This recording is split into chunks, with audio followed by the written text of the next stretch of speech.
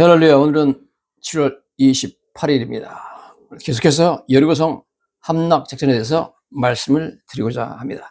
하나님께서 제시한 전략은 이미 제가 말씀드렸듯이 성을 매일 6번 돌고 7째 날에는 7번 돌고 소리를 지르면 성이 무너진다 그랬습니다. 자, 도대체 옛날에 전쟁에서 성을 무너뜨리는 전략은 무엇이냐? 그것은 공성태라는 엄청난 큰 쇠 망치를 사용해가지고 성에다가 구멍을 뚫어가지고 들어가는 방법이 있고, 비탈길을 만들어가지고 반대편에서부터 성으로 올라가는 비탈길을 만들어서 올라가는 방법이 있습니다. 그러나 이 모든 것들은 엄청난 군사적인 희생이 필요하게 되어 있죠. 왜냐하면 성벽에서 상대편 군인들이 화살을 쏘니까 많이 죽게 되어 있는데, 성경에는 이스라엘 백성 전사자가 하나도 없었다고 말하고 있습니다. 그리고 성이 어떻게 무너졌느냐? 학자들이 조사를 해봤더니 부분적인 지진이 일어난 증거가 있었다, 그렇게 말하고 있습니다. 브라이언 우드라든지 가스탱, 캐논 같은 위대한 국어학자들이 말씀을 하고 있습니다. 만약 하나님께서 지진을 통해서 이 성이 무너지게 만들었어도 그것은 엄청난 기적입니다. 왜냐하면 정확한 시간에 정확한 부분만 지진이 일어나가지고 무너졌기 때문에 그렇습니다.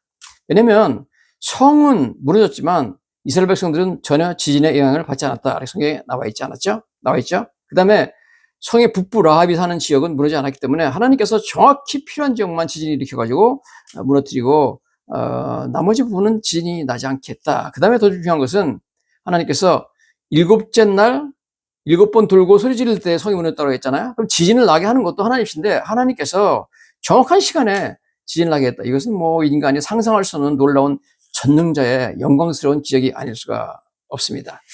자, 이처럼 하나님께서 마련하신 여리고성 함락 작전은 겉으로 보기에는 굉장히 어리석은 그런 방법 같아 보입니다. 어떻게 뭐 성을 빙빙 돌아가지고 성이 무너지게 하느냐, 함성을 질러가지고 성이 무너지느냐, 이것은 뭐 말이 안 되는 그런 이야기였습니다. 그러나 하나님의 말씀이었기 때문에 이스라엘 백성들은 그대로 준행하였고, 그래서 여리고성은 무너졌습니다. 그러므로 여러분, 여리고성 함락을 통해서 우리가 무엇을 배울 수 있느냐, 교훈을 먼저 살펴보도록 하겠습니다. 첫째, 우리는 순종이 승리에 있어서 얼마나 중요한가 하는 것을 알게 되었습니다. 하나의 명령은 어리석은 것처럼 보였지만 이스라엘 백성에게는 가장 효과적인 승리의 전략이었습니다. 그러므로 승리를 위해서 순종은 필수적이었습니다. 이스라엘 백성들이 앞길 막던 난공불락의 여리고성은 순종에 의해서 무너져 내렸습니다. 순종은 제사보다 낫다고 사무엘 선지자가 말했습니다. 순종이 제사보다 낫고 듣는 것이 수양의 기름보다 낫다, 이렇게 말을 했죠. 나만 장군도 아람의 유명한 장군이었지만 엘리사 선지자가 왔을 때 너는 7번 요단강에 가서 몸을 씻으면 날 것이다. 그러니까 아니 보잘것없는 요단강에 씻어가지고 낫겠느냐? 우리나라에 있는 아바나강과 바르발강은 훨씬 요단강보다 크고 멋있지 않느냐? 왜 내가 이런 작은 강에 가서 내 몸을 7번 씻어야 되느냐? 그러니까 부하들이 말하기를, 아니 여기까지 오셨는데 그 유명한 선지자께서, 엘리사께서 씻으라고 그러는데 더 큰일을 시켜도 문둥병이 나려면 하겠는데 왜 그걸 못 하십니까? 그래서 나아만이, 성경에 보면 이렇게 나와 있어. 나아만이 이에 내려가서 하나님의 말대로, 하나님의 사람의 말대로, 즉 엘리사의 말이죠, 말대로 요단강에 7번 몸을 잠그니 그의 살이 어린아이 살같이 회복되어 깨끗하게 되었다, 그렇게 말씀하고 있습니다. 하나님의 말씀에 순종했더니 문둥병이 깨끗하게 되어가지고 살이 어린아이 살처럼 아주 부드러운 살로 변했다는 것입니다. 여러분, 순종해야 됩니다. 순종해야만 하나님의 기적이 일어나고 승리할 수 있게 되는 줄로 믿습니다. 두 번째 우리가 바라봐야 될 것은 하나님의 길과 사람의 길은 너무나 다르다는 것입니다. 성경은 이사야서 55장 8절 9절 이렇게 말하고 있습니다. 이는 내 생각이 너희 생각과 다르며 내 길은 너희 길과 다름이니라. 여호와의 말씀이니라. 이는 하늘이 땅보다 높음같이 내 길은 너희 길보다 높으며 내 생각은 너희 생각보다 높습니다, 이렇게 말씀하고 있습니다. 인간의 군사 전략으로 보면, 그런 관점으로 보면 하나님의 여리고성 함락 작전은 어리석고 대단히 비효과적인 작전이었습니다. 그러나 하나님의 길은 언제나 인간의 길보다 높고 하나님의 생각은 언제나 인간의 생각보다 높습니다.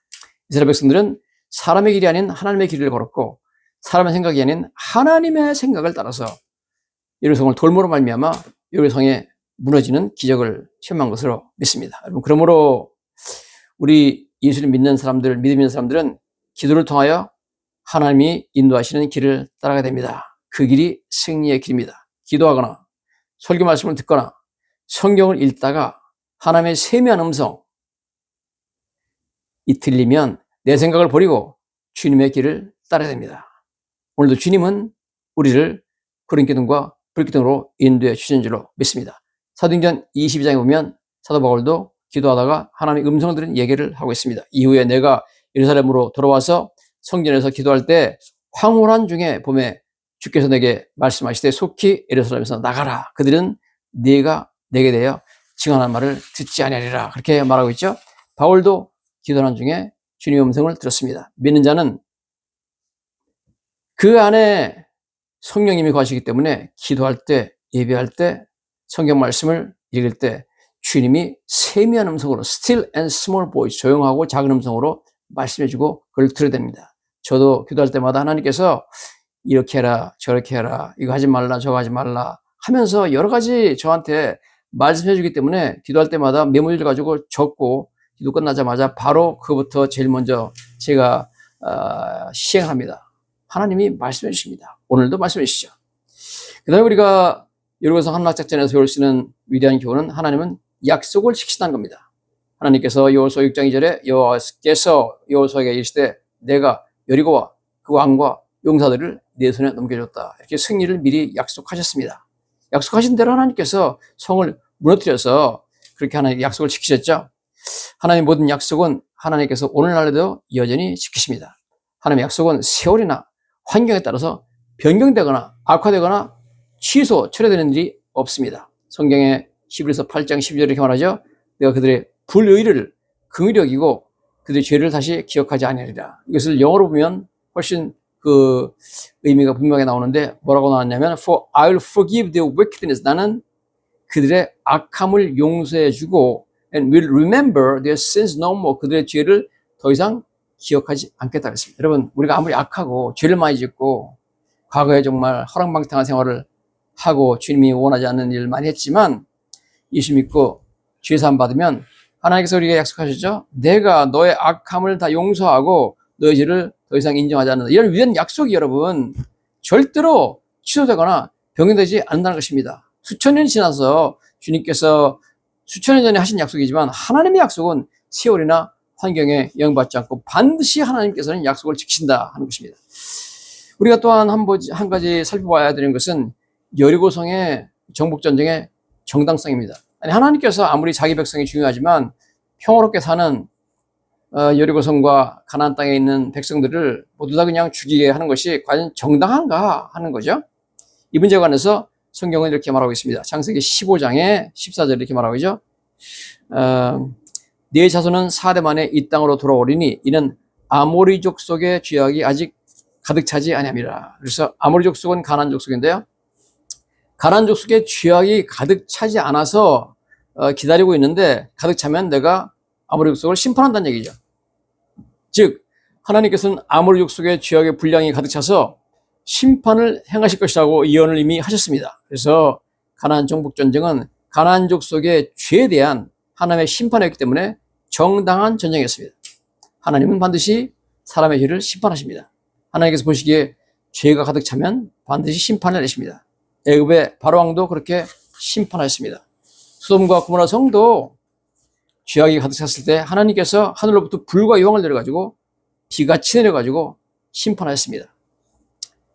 가인도 발람도 고라다선도 이렇게 하나님이 죄가 찼을 때 심판하였습니다. 그러므로 여러분, 하나님의 심판을 피할 수 있는 사람은 아무도 없습니다. 오직 예수 믿고 죄 사함 받는 자만 하나님의 심판을 피할 수가 있는 줄로 믿습니다. 여리고성 사람들은 다 죽었지만 이스라엘 하나님을 믿었던 여리고성의 기생 라합과 그의 가족들은 구원받고 살았습니다. 왜? 믿음 때문에 그렇죠. 그때 하나님 믿었기 때문에 아무리 우리가 악해도 예수를 믿기만 하면 용서받고 구원받습니다. 노아 홍수 때 세계 모든 사람이 다 죽었지만 하나님을 믿었던 노아와 그의 가족들은 살아남았습니다. 하나님께서는 믿는 자들에게 은혜를 베푸시고 구원해 주십니다. 여러분, 구원은 행위가 아니라 믿음으로 얻는 것입니다. 사도행전 16장에 보면 사도 바울이 빌립보성에 갔습니다. 빌립보성은 지금 그리스 지역에 있는 성이죠. 그리스 북부에 있습니다. 마케도니아 지역에. 가가지고 예수님을 전하다가 감옥에 갇혔습니다. 갇혀서 밤에 바울과 신라가 일어나가지고 빌립보성 감옥에서 찬양하고 기도하고 그랬습니다. 그때 기적이 일어나가지고 감옥에 지진이 일어나고 그 다음에 감옥의 문들이 다 열리고 감옥에 있던 모든 죄수들의 쇠사슬이 다 풀었다고 했습니다. 간수가 자다 말고 놀라가지고 죄수들이 다 도망간 줄 알고 그것 때문에 내일 아침에 내가 처형당할지 모르니까 차라리 죽자 그래가지고 칼을 빼가지고 자기를 죽이려고 자살하려고 그랬습니다. 그때 바울이 그러죠. 내 몸을 상하지 말라. 우리가 한 사람도 도망가지 않고 여기 다 있다 그랬습니다. 그러니까 성경에 이렇게 나와 있습니다.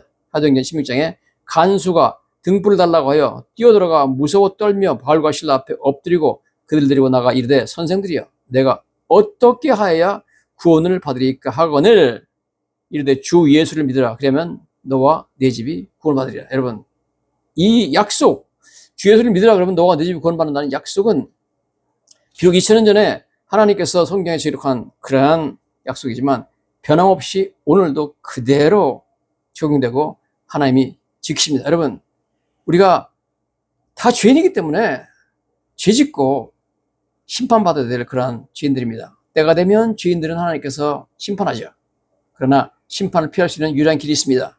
우리 구원자 예수 그리스도를 믿기만 하면 하나님께서 우리 모든 죄를 다 용서해 주시고 우리 죄를 다 기억도 안 하시고 우리 악함을 다 용서해 주시는 줄로 믿습니다. 하나님이 우리에게 약속하셨죠. I will forgive you wickedness. 나는 너의 악함을 다 용서할 것이고 remember your sins no more. 너의 죄를 다시는 기억하지도 않겠다. 여러분 이러한 놀라운 은혜를 받으시기를 예수님 이름으로 간절히 축원합니다.